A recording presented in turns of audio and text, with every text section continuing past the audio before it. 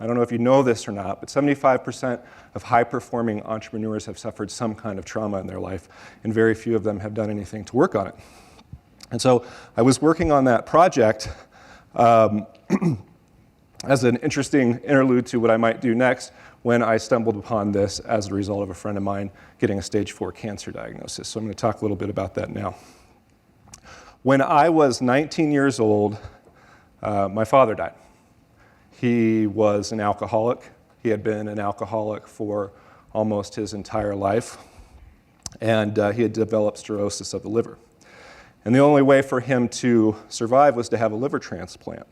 But the only way he could get a liver transplant was by showing that he could stop drinking for 6 months. And he wasn't able to do it then, and he never was. And unfortunately, he died when he was 38. He spent the last year of his life in hospice care, and he would call me. He would call me a lot, and he would try and talk to me. And sometimes I would tell him I was busy and just try and get off the phone, and other times I would ignore the phone calls all the time. I remember when my mom told me that he had finally passed away, my reaction to her was to say that I was relieved. I was relieved that my father had died. The reason I was relieved was because I had really come to hate my dad. I felt like he had made a choice between alcohol and me and my brothers, and I had really come to hate him for that. And I carried that hate with me for a really long time, until I became a father myself.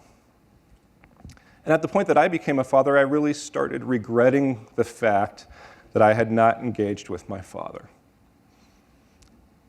In retrospect, I think I really would have liked to have known what it was like for him to face his own mortality, what regrets he had in his life, and maybe even most importantly, what advice did he have for me that would make the rest of my life better? And I didn't get that chance. And I carried that regret for a number of years until last year when my friend and a former president of EO as well got his stage 4 cancer diagnosis, George Morris. And I called George to talk to him, to check in on him. And one thing that George and I had in common is we both had lost our fathers as teenagers. And we had kind of really connected in our friendship over that. And so I talked to George about this research project I was thinking about doing. I said, hey, I want to interview people who are at the end of their lives and try and gather their last bits of advice and wisdom.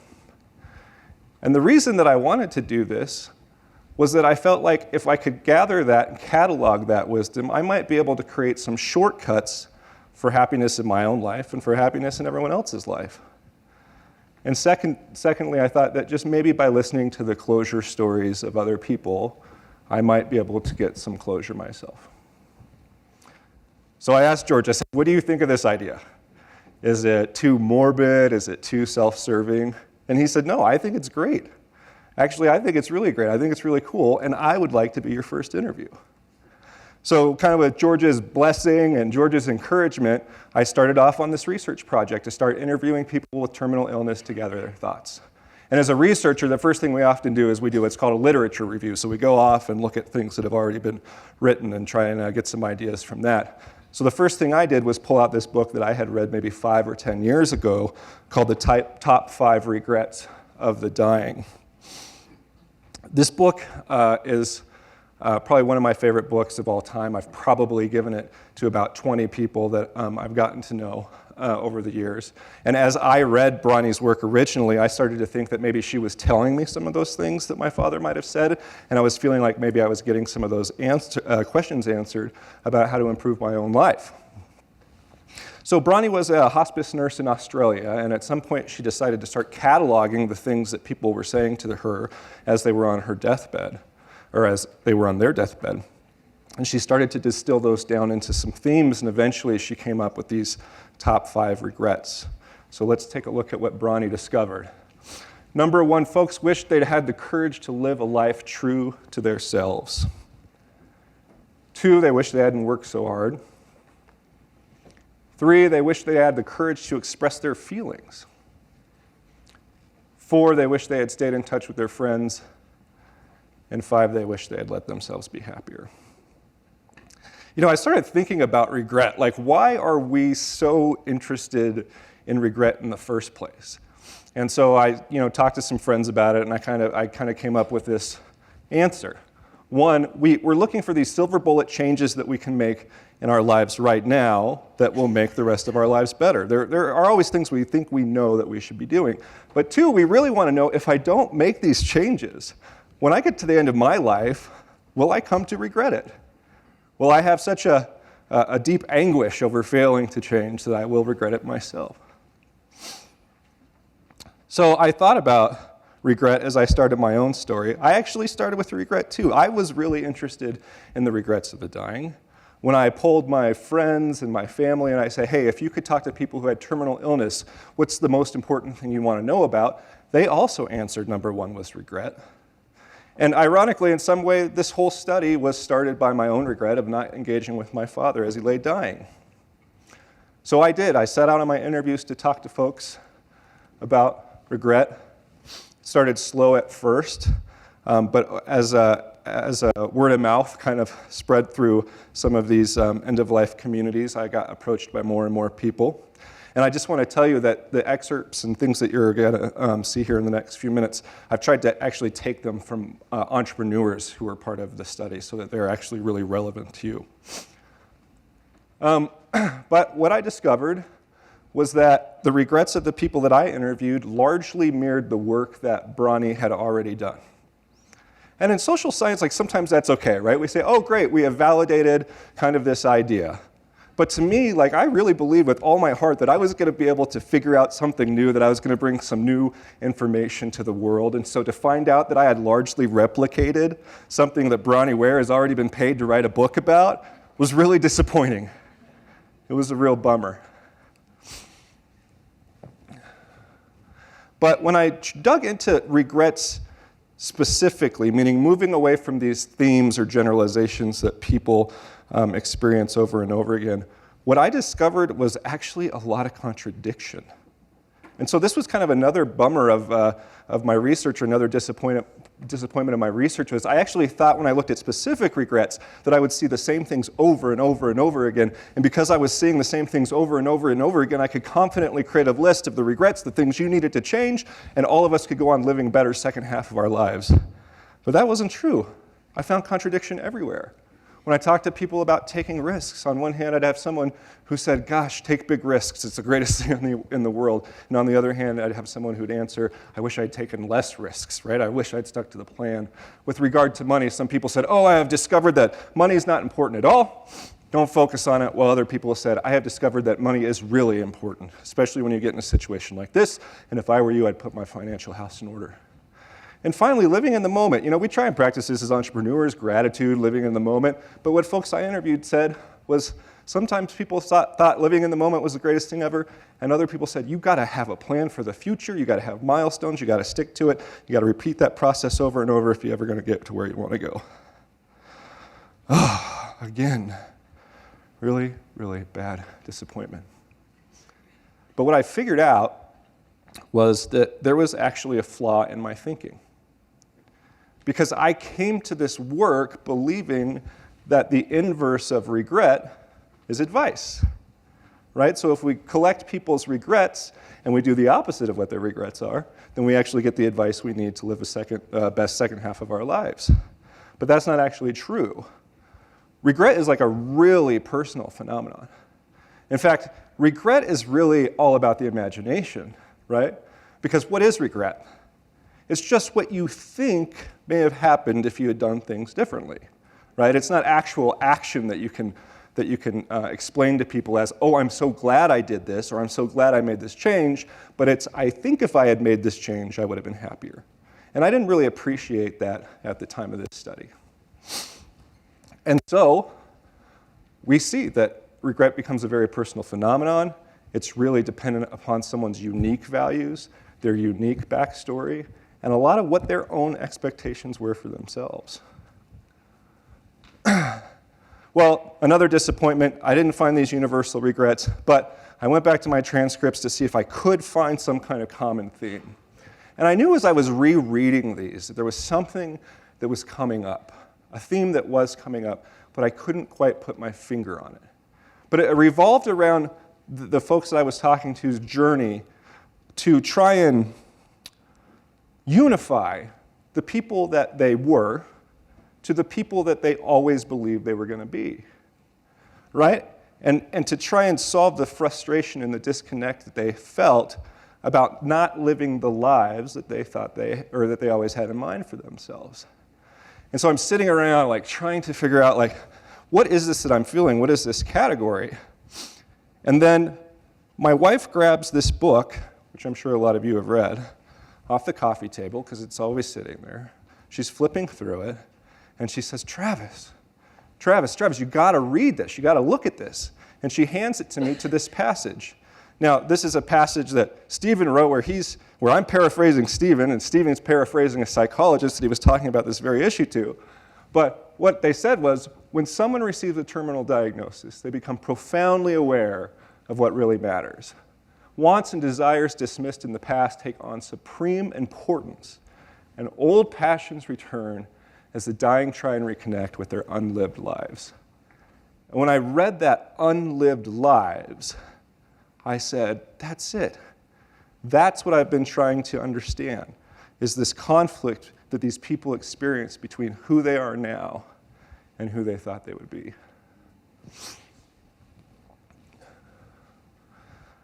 And so when I went back through the transcripts and I just tried to look at them under this guise of unlived lives, right, I saw almost universally and almost verbatim this language about two paths, people literally using the word paths, path A and path B, path A being the one they thought they would be on and path B being on the path that they were on now.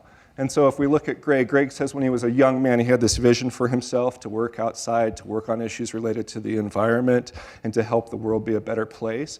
But at some point after college, those plans got a little derailed because he started to take the path that he thought had really been prescribed for him. He said he beat himself up a lot for not taking path A. And that it wasn't until 2 years before his diagnosis that he finally had returned to the life that he always said he wanted. But he assured me that even with a cancer diagnosis, these have been the best 2 years of his life. Martina is a really interesting story because she was in graduate school with her fiance. They were both working on their PhDs, and he developed lymphoma and died. And she said that that was a real wake-up call for her as a young woman in her early 20s, that nothing was guaranteed in life and that she really needed to pursue her passions. In fact, she had become so convinced of that she changed her major, moved on with her life, and what she says is that she lived almost every day for herself, pursuing her passions and doing the things that were important to her. But later in her life, she ended up marrying somebody, and shortly thereafter, she realized that it was not a good marriage. But she was so committed to keeping her marriage going that she sacrificed her own dreams and passions in the pursuit of trying to make that work. It didn't work, and eventually she did get a divorce. And she said that was the best thing for her and her kids, to be able to return to the path that she was on, the path she had chose for herself.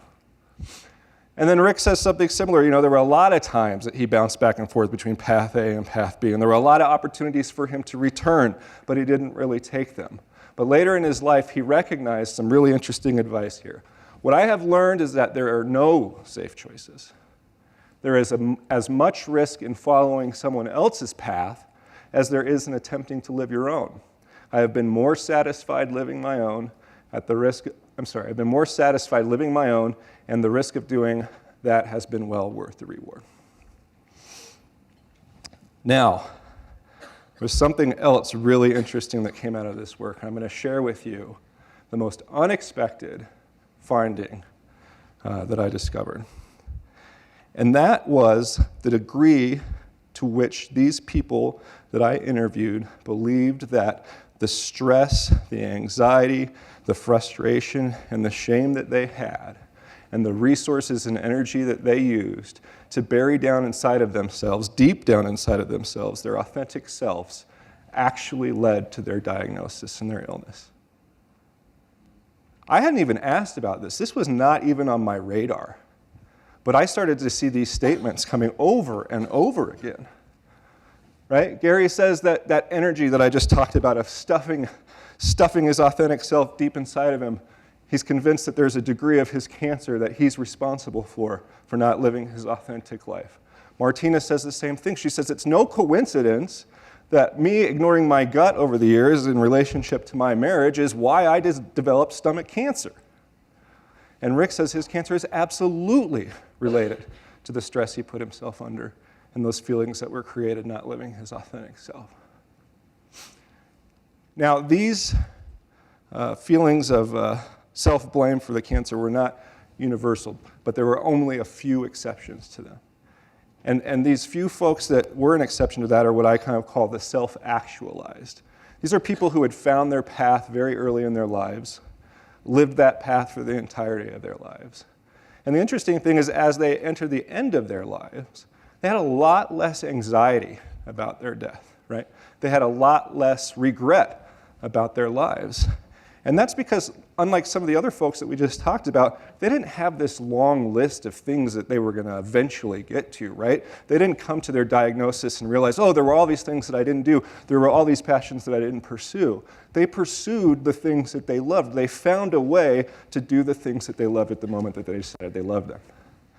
And so they have a lot less anxiety and far fewer regrets than those people who buried down their authentic selves. I started to think about this idea that living an inauthentic life could actually kill you. I mean, what a crazy concept. And then I started to think about my dad. I started to wonder if there was something else besides alcohol that may have contributed to his death.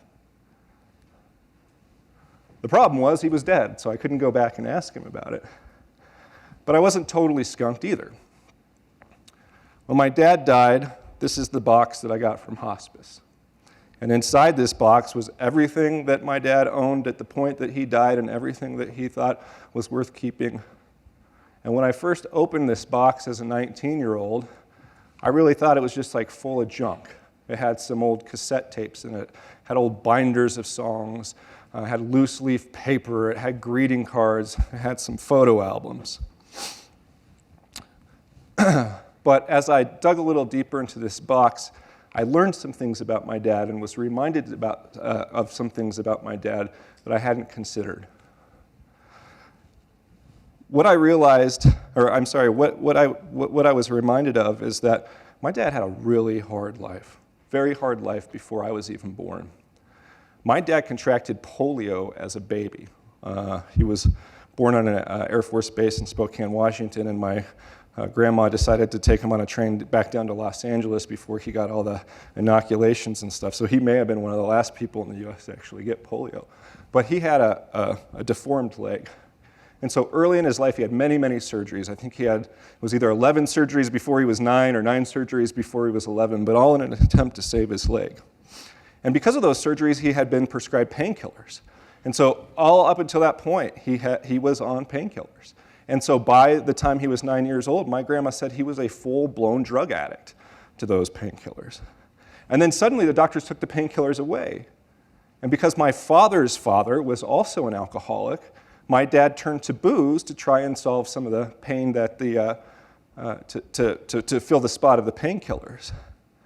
And so he had accomplished, or he had gotten through this big medical crisis, and then he had finally found his passion, and his passion in life was to be a professional musician. And so by the time he was 15 years old, he was very popular, and he was well on his way to doing that. But then something happened. He met my mom, and my mom was 15 years old, and my dad got my mom pregnant. And this totally derailed my dad's plans for himself. When I went through that box, the first time I saw this picture. It's in a photo album, but it's a picture my dad drew. And when I was a young man, I kind of imagined that this was a very hopeful picture of what was going on in my dad's life at the time. You can see me right there, so I certainly wanted it to be a very hopeful picture. But as I was kind of going through this box under the guise of this study, I looked at the picture again, and I saw something that I had never seen before. At least I hadn't recognized before. I saw that in the bottom corner of this picture is a man who seems to be in a terrible amount of anguish and maybe not so excited about what is going on in his life. And so when I look at this picture under the guise of the lived and unlived life, it becomes a little more obvious to me that this picture was not about what my dad had, but it was more about what he knew he was about to give up. And to my dad's credit, he never complained to me. He never said, "Oh, I regret having kids," or "I regret meeting your mom," or anything like that. But I do suspect that there was a level of his addiction that was directly related to his life being derailed right at the point that he had thought he got it back. And in this inability for him to reconcile a life of being a father and a family man with his dream of being a musician. If I've gotten anything personally from this research, it's this understanding about my dad. I wouldn't say that the things that he did in his life were entirely excusable, but I have a much stronger empathetic sense to what he was going through. I have a much greater understanding of who he was. I realize now that my father was always a poet. He was always an artist. He was a man who had gone through a lot only to have his life derailed again. But in that discovery, I got the best thing ever. I got a level of forgiveness that I am just so grateful for. And the ability to move on from some of these negative ideas that I've carried with my father for the last 35 years.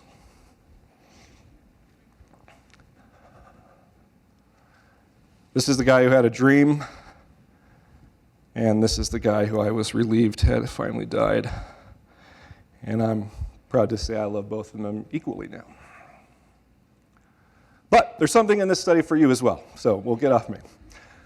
But we have come to discover some things that I heard over and over again that we could kind of put in these lists that I could say, yes, these are statistically significant as far as advice goes. With regard to regret, the regrets of the dying that I saw over and over again and that Bronnie saw over and over again were to prioritize your relationships. Take care of your health now. Don't let work be your entire focus. Be spontaneous and say yes to more things. Don't let fear and doubt keep you from pursuing your passions. And when we look at people who are self-actualized, and when we look at the people who have finally become self-actualized in the sense that they have finally mended their two lived and unlived lives together, this is their advice on how they did it. Learn from your regrets, rediscover your purpose and passion, put yourself first, let go of fear, do the work you love, and prosper.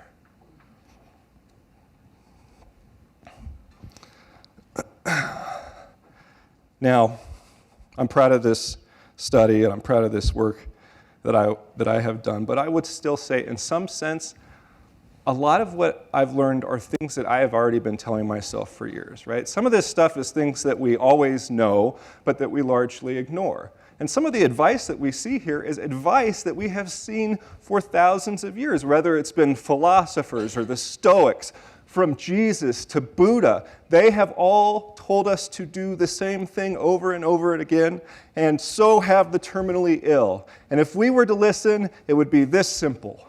Live authentically, as much as possible, and as soon as possible. Because it might just save your life. I had one final moment with my dad's box before I closed this all, and in that moment I realized that my dad had actually given me all the advice I needed in the world. In another one of those ghost in the machine moments, when I popped the box open, I saw this handwritten note, and in the middle of the note were these lyrics from the Kinks. The sad part about this is I think my dad also knew his entire life what he needed to do to survive. But what that note says is you got to live life and be yourself. You can't live life for anybody else. You got to live life, that's all you do. Nobody else is going to live it for you. Thank you.